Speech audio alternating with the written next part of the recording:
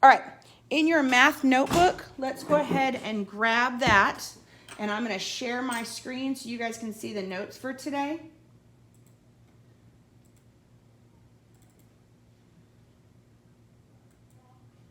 Let me go ahead and make this bigger.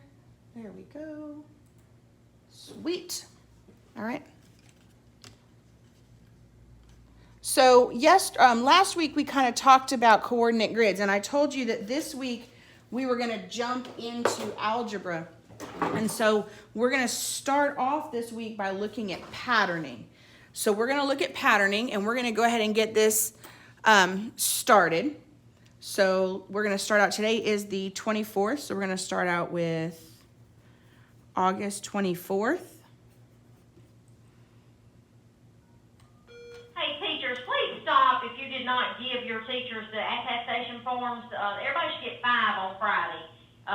Okay, You have to give and sheets today of we're going to do, 6, I can 3 find a sheets, pattern. 6. Making 6, that's fine too, but a lot of the parents are saying their kids didn't bring home any, so it's really taking longer in the car rider line. So please make sure all of your And so students today we're have going to look at attestation patterns sheets and what a come home pattern today. is, how to find it, how to find the rule, and we're going to be able to then use these to graph. Now, we're not going to be graphing today.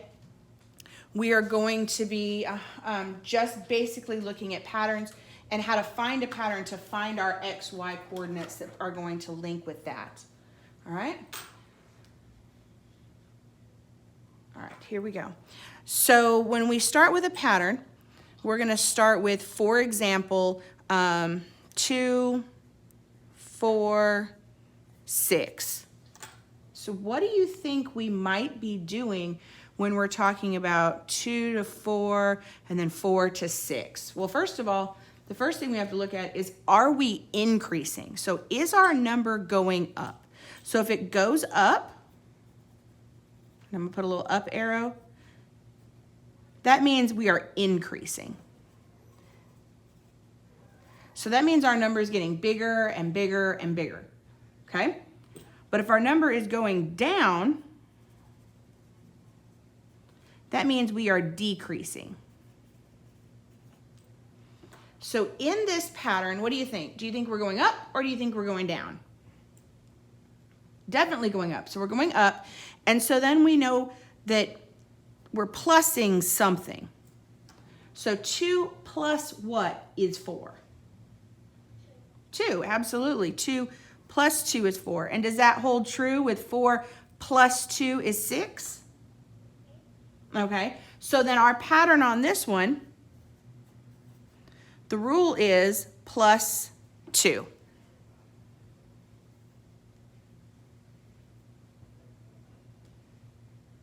So we're going to do that again, except now we're going to look at when we look at x, y coordinates, okay? And there's really no difference. So what I want you to do is I want you to draw yourself this little table.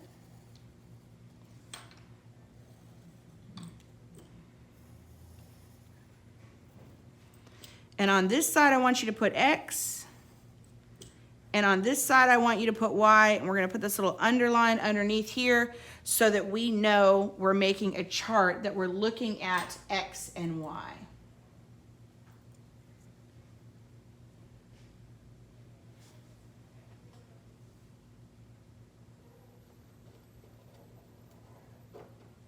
All right.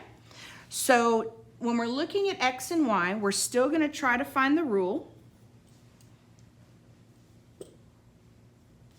But now we're going to look at how does one influence the other. So for example, I'm going to give you a 1 and a 4.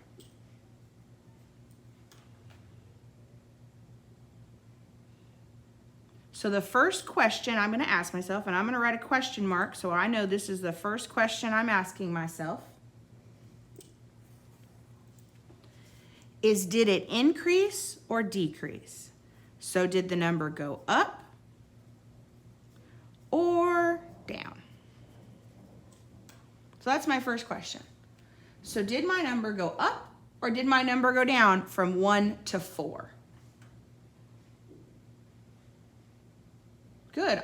It went up. So I'm going to circle the fact that it went up so that I know my number is increasing. So then my question becomes, how much? So my second question would be how much? So how much was that increase from 1 to 4? If I was at 1 and I went to 4, how much did I increase? 3. So my rule is plus 3.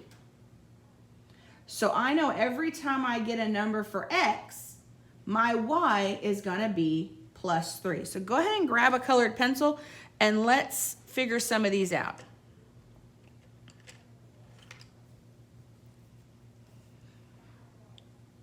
So for example, if my x was at 3 and my rule is plus 3, what is 3 plus 3? 6. So my y would be at 6. All right. Let's try another one. Let's say 5. If my x is at 5, where would my y be? Can we use the same colored pencil color? Sure, you can always use the same colored pencil. I'm gonna use the same colored pencil. So 5 plus 3 would be 8.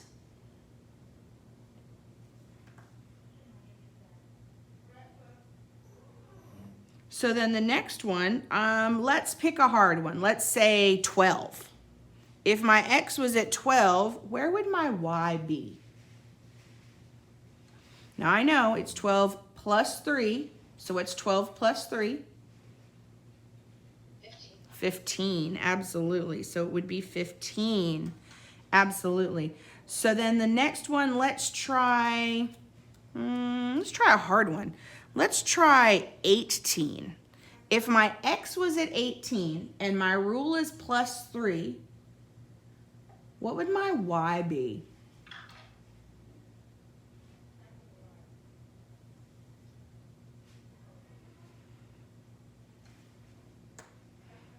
So you take your x plus 3, it would be 21. So now if I was going to graph these, which we're not going to do today, we will do that tomorrow, I would go over 1, up 4, and I would put my intersection point.